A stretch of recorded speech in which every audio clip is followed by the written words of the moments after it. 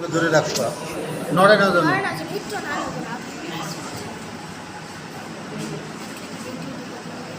ঠিক আছে ঠিক আছে, আজ তোমাদের সপ্তম শ্রেণী বিজ্ঞানের জলবায়ু এবং তার প্রতিকার সম্পর্কে আমরা দেখব কিছু ভিডিও। সবাই খেয়াল করবা। জলবায়ু পরিবর্তন সাম্প্রতিক সময়ে বিশ্বের সবচেয়ে গুরুত্বপূর্ণ বিষয় হচ্ছে জলবায়ু পরিবর্তন। এটিকে 21 শতকের সবচেয়ে বড় চ্যালেঞ্জ হিসেবে ধরা হয়। দিন দিন জলবায়ু পরিবর্তন মানব জীবনে এবং জীববৈচিত্র্যের উপর বিরূপ প্রভাব ফেলছে, যা আমাদের চিন্তার প্রধান কারণ হয়ে দাঁড়িয়েছে। জলবায়ু পরিবর্তন সম্পর্কে বিস্তারিত জানার আগে আমরা জেনে নেব আবহাওয়া কাকে বলে। নির্দিষ্ট স্থানে নির্দিষ্ট সময়ে বায়ুর উষ্ণতা, বায়ুচাপ, বায়ুপ্রবাহ, আর্দ্রতা, বৃষ্টিপাত প্রভৃতি উপাদানের দৈনন্দিন অবস্থাকে আবহাওয়া বলে। আবহাওয়া হল বায়ুমণ্ডলের নিম্ন স্তরের দৈনন্দিন অবস্থা। ঠান্ডাতে আবহাওয়া সহজেই পরিবর্তিত হয়। কোন স্থানের আবহাওয়া প্রতিদিন এমনকি প্রতি ঘন্টায় কোন জায়গার স্বল্প সময়ের অবস্থাকে প্রকাশ করে। এখন আমরা জেনে নেব জলবায়ু কাকে বলে।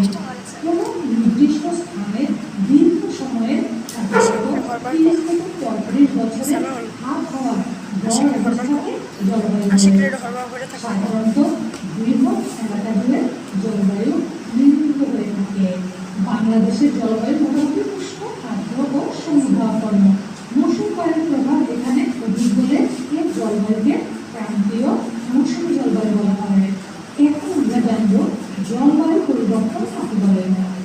কোন জায়গার গড় জলবায়ু দীর্ঘমেয়াদী অর্থপূর্ণ পরিবর্তনকে জলবায়ু পরিবর্তন বলা হয়।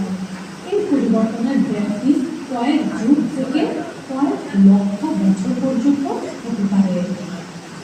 মানুষ বিভিন্ন উপায়ে জলবায়ু পরিবর্তনের সম্মুখীন হচ্ছে। জলবায়ু পরিবর্তন আমাদের স্বাস্থ্য, খাদ্য বৃদ্ধির ক্ষমতা, বাসস্থান, নিরাপত্তা এবং কাজকে প্রভাবিত করতে পারে। আমাদের মধ্যে কেউ কেউ ইতিমধ্যে জলবায়ুর প্রভাবের জন্য আরও বেশি ঝুঁকিপূর্ণ, যেমন ছোট দ্বীপের দেশ এবং উন্নয়নশীল দেশে বসবাসকারী লোকেরা। সমুদ্রপৃষ্ঠের উচ্চতা বৃদ্ধি এবং নোনা জলের অনুপ্রবেশের মতো পরিস্থিতি এমন পর্যায়ে পৌঁছেছে যেখানে সমগ্র সম্প্রদায়কে স্থানান্তরিত হতে হচ্ছে এবং দীর্ঘস্থায়ী খরা মানুষকে দুর্ভিক্ষের ঝুঁকিতে ফেলেছে। ভবিষ্যতে আবহাওয়া সংক্রান্ত ঘটনা দ্বারা বাস্তুচ্যুত মানুষের সংখ্যা বাড়বে বলে আশা করা হচ্ছে। এখন আমরা জলবায়ু পরিবর্তনের প্রধান কারণগুলো জেনে নেব। শক্তি উৎপাদন। জীবাশ্ম জ্বালানি জ্বালিয়ে বিদ্যুৎ এবং তাপ উৎপন্ন করার ফলে বিশ্বব্যাপী পরিবেশ ব্যাপকভাবে দূষিত হচ্ছে। বেশিরভাগ বিদ্যুৎ এখনো কয়লা, তেল বা গ্যাস পোড়ানোর মাধ্যমে উৎপন্ন হয়, যা কার্বন ডাইঅক্সাইড এবং নাইট্রাস অক্সাইড তৈরি করে শক্তিশালী গ্রিনহাউস গ্যাস, যা পৃথিবীকে চালু করে সূর্যের তাপকে আটকে রাখে। পণ্য উৎপাদন।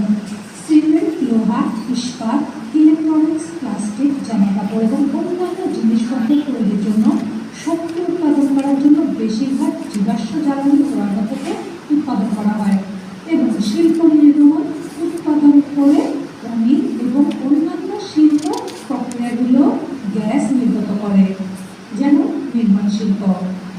এছাড়া উৎপাদন প্রক্রিয়ায় ব্যবহৃত মেশিনগুলো প্রায়শই কয়লা, তেল বা গ্যাসে চলে এবং প্লাস্টিকের মতো কিছু উপাদান জীবাশ্ম জ্বালানি থেকে প্রাপ্ত রাসায়নিক পদার্থ থেকে তৈরি।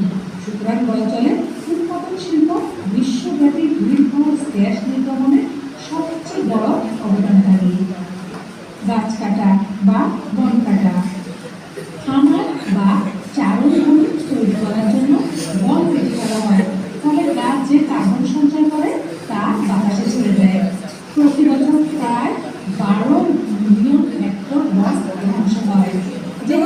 বনগুলো কার্বন ডাইঅক্সাইড শোষণ করে, তাই তাদের ধ্বংস করা হলে প্রকৃতির বায়ুমণ্ডলে কার্বন শোষণ ক্ষমতাকেও সীমিত করা। কৃষি এবং অন্যান্য বন ব্যবহারের পরিবর্তনের সাথে বনজার বিশ্বব্যাপী গ্রিনহাউস গ্যাস নির্গমনের প্রায় 1/4 জন্য দায়ী। পরিবহনের ব্যবহার।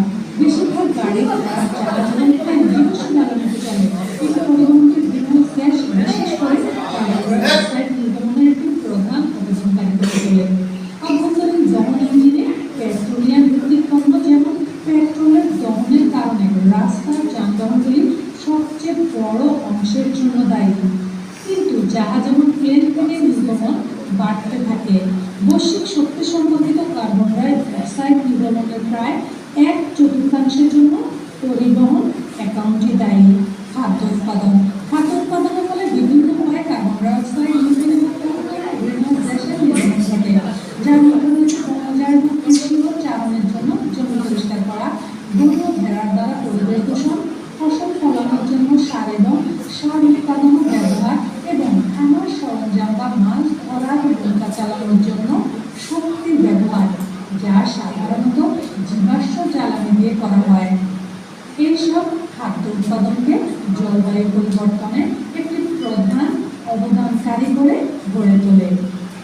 পাওয়ারিং রেলিং বা শক্তি প্রদান রেলিং বিশ্বব্যাপী আবাসিক এবং বাণিজ্যিক ভবনগুলো সমস্ত বিদ্যুতের অর্ধেকেরও বেশি ব্যবহার করে তোলে। পাওয়ারিং রেলিং বা শক্তি প্রদান রেলিং বিশ্বব্যাপী আবাসিক এবং বাণিজ্যিক ভবনগুলো।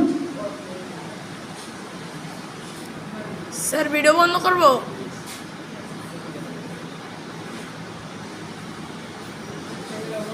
সমস্ত বিদ্যুতের অর্ধেকেরও বেশি ব্যবহার করে, যেহেতু তারা কয়লা, তেল এবং প্রাকৃতিক গ্যাস উত্তাপ এবং ঠান্ডা করার জন্য ব্যবহার করে থাকে।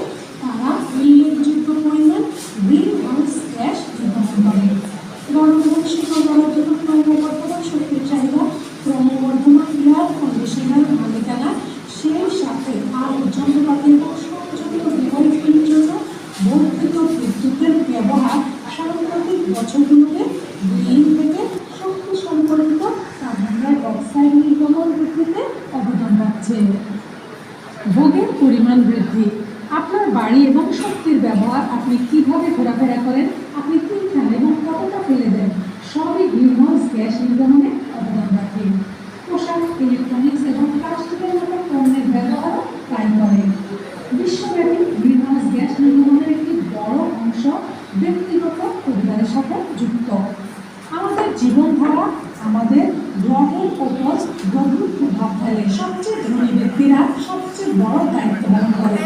বিশ্বের জনসংখ্যার সবচেয়ে ধনী 1%, দরিদ্রতম 50%-এর চেয়ে বেশি গ্রিনহাউস গ্যাস নির্গমনের জন্য দায়ী। বাড়ি এবং শক্তির ব্যবহার, আপনি কিভাবে ঘোরাফেরা করেন, আপনি কি খান এবং কতটা ফেলে দেন, সবই গ্রিনহাউস গ্যাস নির্গমনে অবদান রাখে। পোশাক, ইলেকট্রনিক্স এবং প্লাস্টিকের মতো পণ্যের ব্যবহারও তাই করে।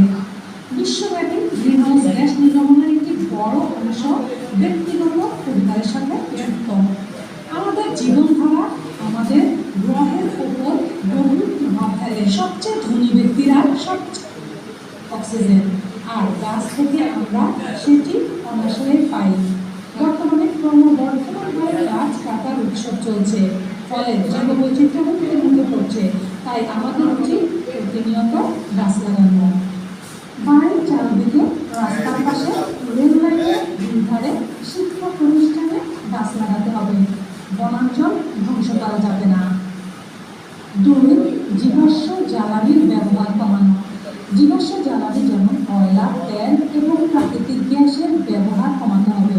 এটি অত্যন্ত দূষণকারী, যা কার্বন ডাই অক্সাইড এবং মিথেনের মতো গ্রিনহাউস গ্যাস নির্গত করে, যা জলবায়ু পরিবর্তনে বিশেষ ভূমিকা পালন করে। 3. ইঞ্জিন চালিত গাড়ির ব্যবহার কমানো। যথাসম্ভব চেষ্টা করতে হবে ইঞ্জিন চালিত গাড়ির ব্যবহার কমানো, কেননা তাদের কার্বন মনোক্সাইড গ্যাস বের হয়, যা মানব দেহ ও পরিবেশের জন্য মারাত্মক ক্ষতিকর। বিকল্প হিসেবে বৈদ্যুতিক বা ব্যাটারি চালিত গাড়ি, বাইসাইকেল ইত্যাদি ব্যবহার করা যেতে পারে।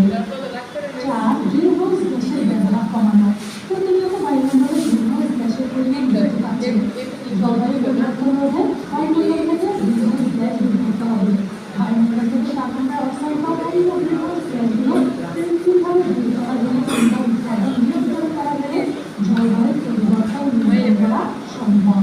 5. দরিদ্র দেশগুলোকে আর্থিক সহায়তা প্রদান। 2020 সহায়তা প্রদানের প্রতিশ্রুতি দেওয়া হয়।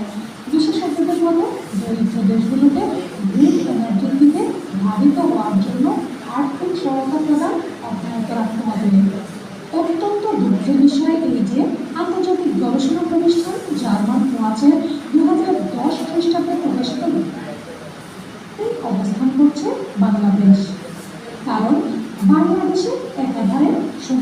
পাহাড়ের উচ্চতা বৃদ্ধি, লবণাক্ততা সমস্যা, হিমালয়ের বরফ গলার কারণে নদীর দিক পরিবর্তন, বন্যা ইত্যাদি সবগুলো দিক দিয়ে ক্ষতিগ্রস্ত হবে এবং হচ্ছে।